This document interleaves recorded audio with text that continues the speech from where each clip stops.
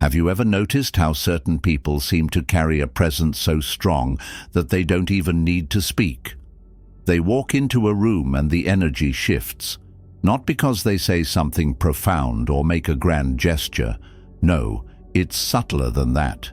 It's their stillness, their silence, their refusal to play into the noise.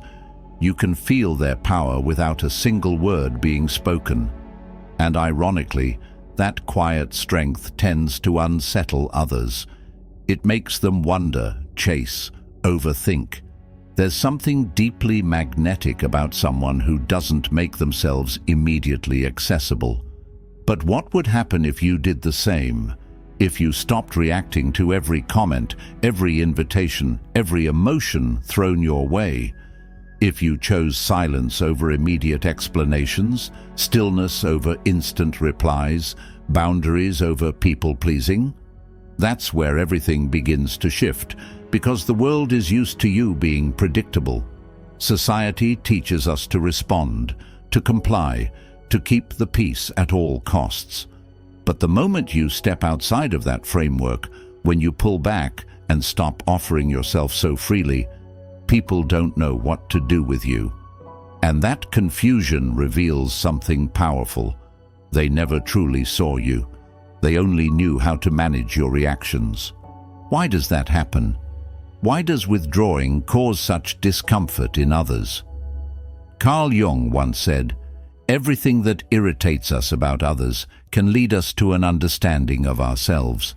So the next time someone gets angry when you become less available, ask yourself, are they really angry at you, or are they reacting to their own lack of control? When your silence provokes someone, it's not the silence itself that bothers them.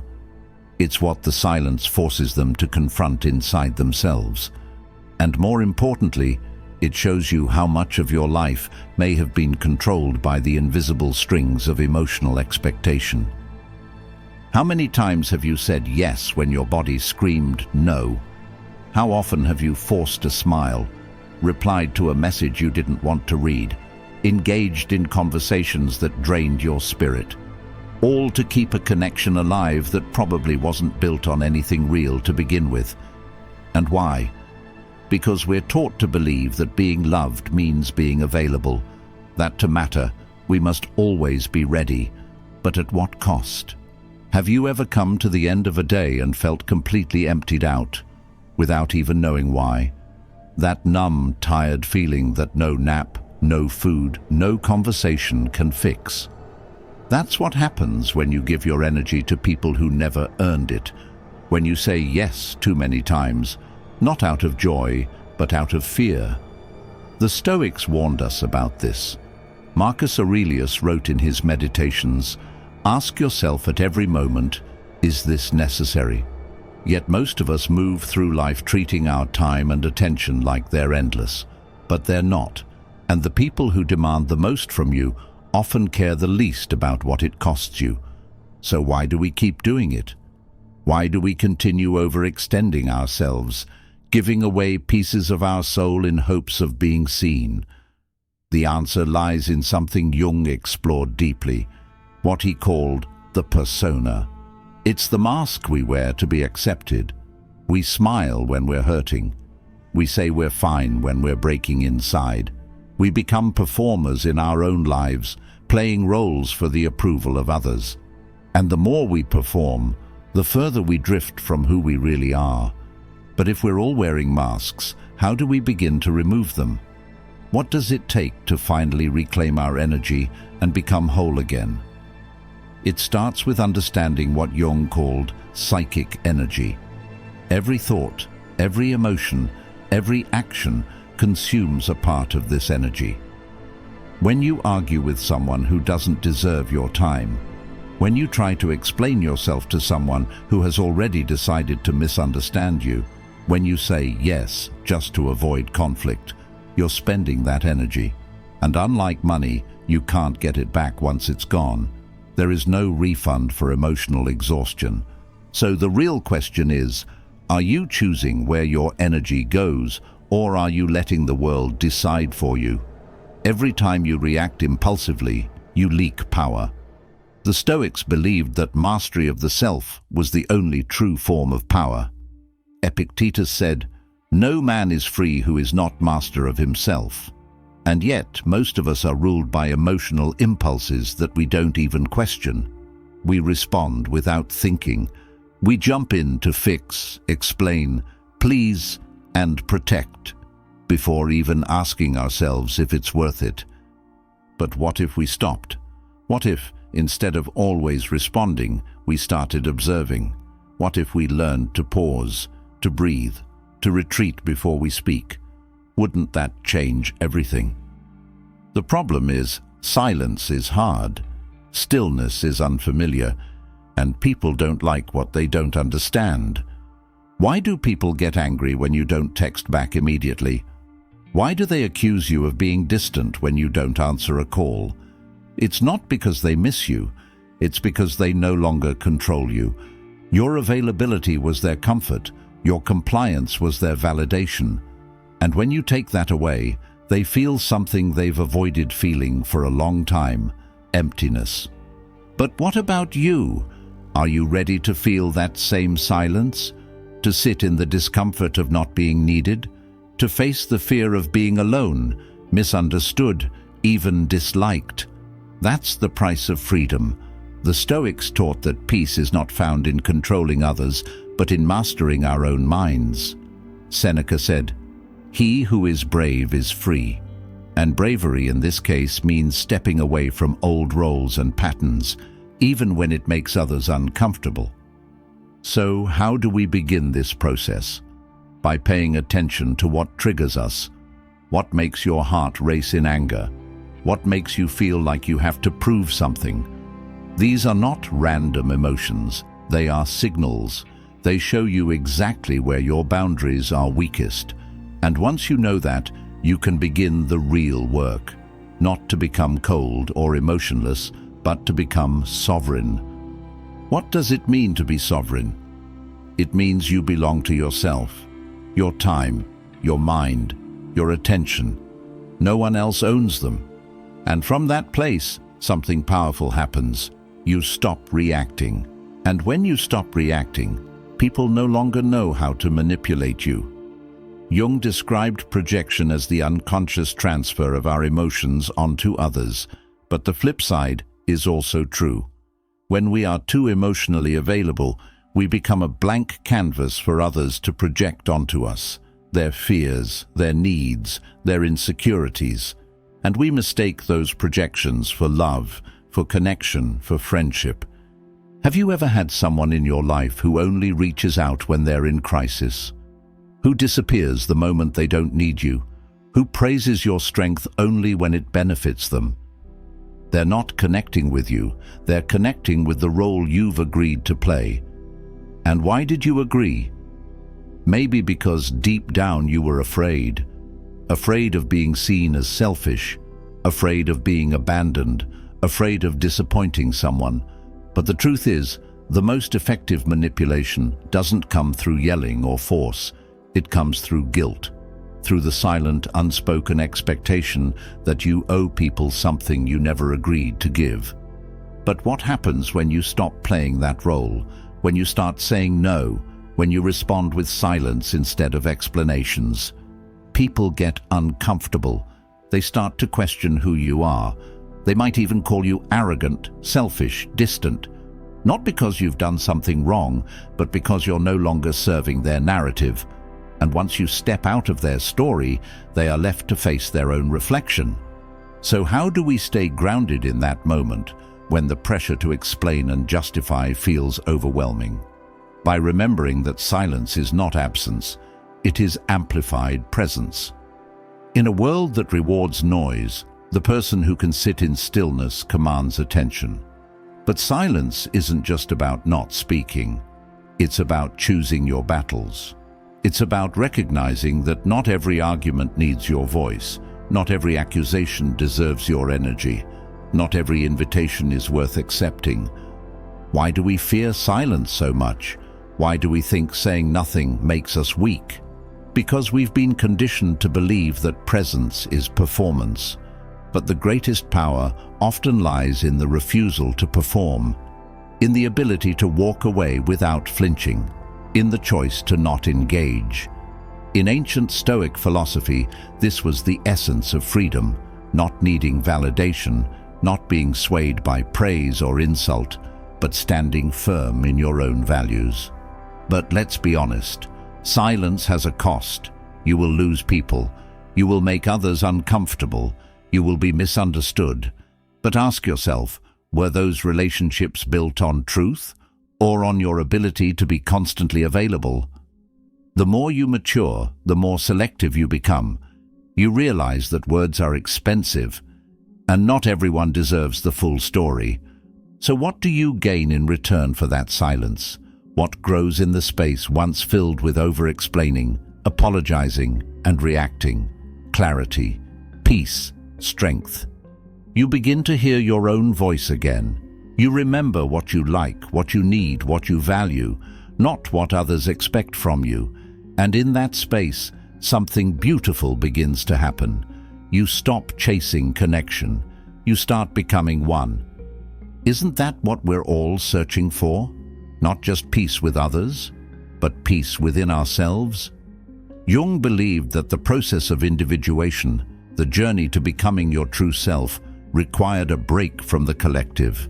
It demanded isolation, not the kind of isolation that brings depression, but the sacred kind, the kind that makes you whole. So how do you know you're on the right path? Watch who leaves. Pay attention to who gets upset when you start protecting your energy. Notice who says, "You've changed," when you finally say, "No." These are not signs that you're wrong.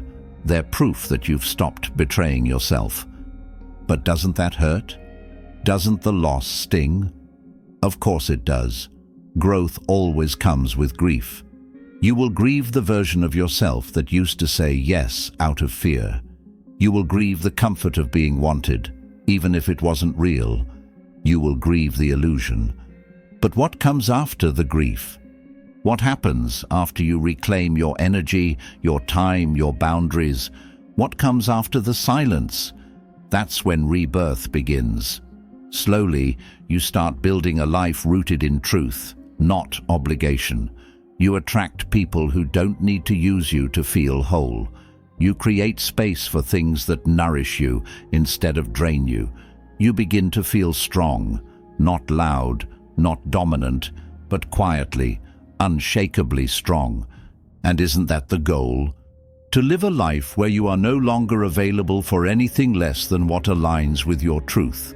To stop settling for emotional crumbs and start demanding peace, integrity, and authenticity. That kind of life doesn't come from reacting. It comes from reclaiming. It comes from remembering that your presence is a privilege, not a promise. So now, the final question. Are you ready to be misunderstood? To be alone for a while? To walk away from what's familiar in order to return to yourself? Because that is the cost of choosing peace. But that is also the path to freedom. If this resonates with you, then you've already begun the journey. You've already taken the first step. Now, take the next one, and the one after that. Say it with your silence. Say it with your absence. Say it by simply choosing not to respond. You don't owe them a thing, but you owe yourself everything. And maybe now, more than ever, it's time to say, I choose my peace. But even when you begin to rebuild, how do you protect what you've found? How do you keep your newly reclaimed energy from being pulled back into the same patterns that once exhausted you? It begins with remembering that change isn't just a single decision. It's a daily discipline, a quiet promise you make to yourself every time the world asks you to go back to being small. Every time someone pushes your buttons, calls you cold, or tries to lure you back into the old dance of pleasing and performing, you pause, you breathe, and you choose peace again. The Stoics taught that nothing is more valuable than your inner fortress. Epictetus said, "Freedom is the only worthy goal in life. It is won by disregarding things that lie beyond our control. You can't control how others respond to your silence, but you can control what you do with that silence. You can make it a home, a temple, a sanctuary, a space where your truth echoes louder than anyone's demands. You may ask, isn't it lonely to choose yourself so relentlessly? At times, yes. You will walk alone, you will feel misunderstood. But remember, solitude is not the same as loneliness. Solitude is chosen, it is deliberate, it is sacred. The greatest philosophers, mystics, and artists all speak of the same thing. There is a silence within that holds more wisdom than 1,000 voices outside. And what do you discover in that silence? You discover that you don't have to earn love by performing, that your worth is not measured by how quickly you respond to a message or how many roles you can juggle. You begin to realize that those who genuinely value you will respect your boundaries, not resent them. The people who truly care will not disappear when you become unavailable. They'll rise to meet you where you are. Can you be strong enough to give them that chance?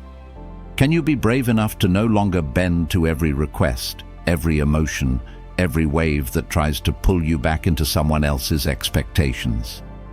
This is where true emotional strength is born, not in resistance, but in non-reaction, in clarity, in the stillness of knowing exactly who you are and no longer needing to prove it. You start to see how much of your life was shaped by fear of being forgotten, unloved, unwanted. But once you choose stillness, once you stop being so accessible, something remarkable happens. The fear fades.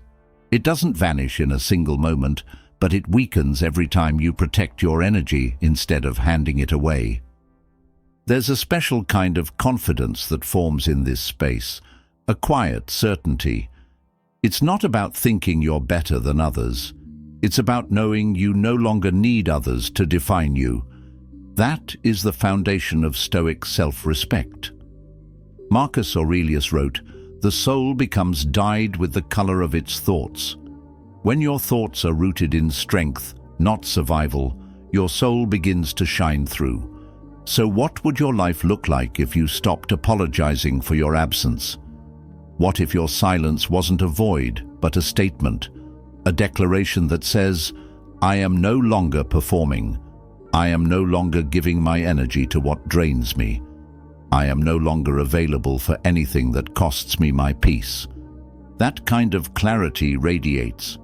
It doesn't make you arrogant, it makes you free. And that freedom speaks louder than words ever could. When you stop being available to everyone, you start becoming available to yourself.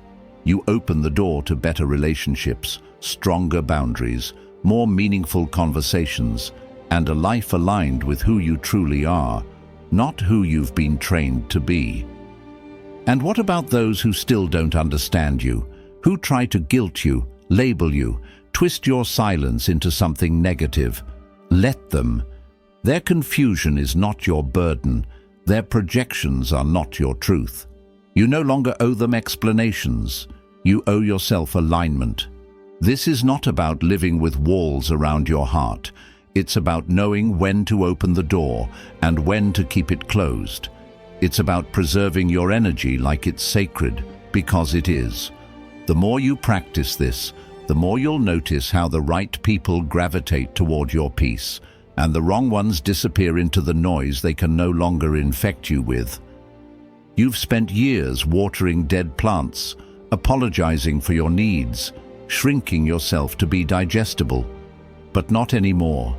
The journey begins now, with every small moment of silence, with every conscious pause, with every breath taken instead of a reaction given. You're returning home to yourself. And what you'll find when you get there is something extraordinary. You don't need to be liked to be whole. You don't need to be available to be worthy. You don't need to be loud to be powerful. You just need to be honest with yourself, first and foremost. So here's the final question. Are you ready to protect your energy like your life depends on it? Because in many ways, it does. Your time, your peace, your presence, these are not favors, they are gifts. And from now on, only those who can honor them should receive them. You've already started. You've already taken the first brave steps by choosing silence, by stepping away, by recognizing what no longer deserves your reaction. What matters now is that you don't turn back. Even if the world calls you selfish, even if people fall away, even if it hurts. Because what waits on the other side of that discomfort is something precious, your full self, untamed, unapologetic, unshaken. So stay silent if you must, withdraw if you need to, rebuild in private, emerge in peace. Let the world wonder, let them misunderstand. You're not here to be understood, you're here to be whole. If this message spoke to something deep inside you, don't just scroll past it. Sit with it. Let it change something. Let it remind you of your strength. And if you're ready to keep walking this path of inner freedom and unshakable clarity, make sure to watch one of the suggested videos on the screen next. It's the continuation of this journey, and it matters more than you think. Thank you for being a part of Stoic Journal. See you in the next one.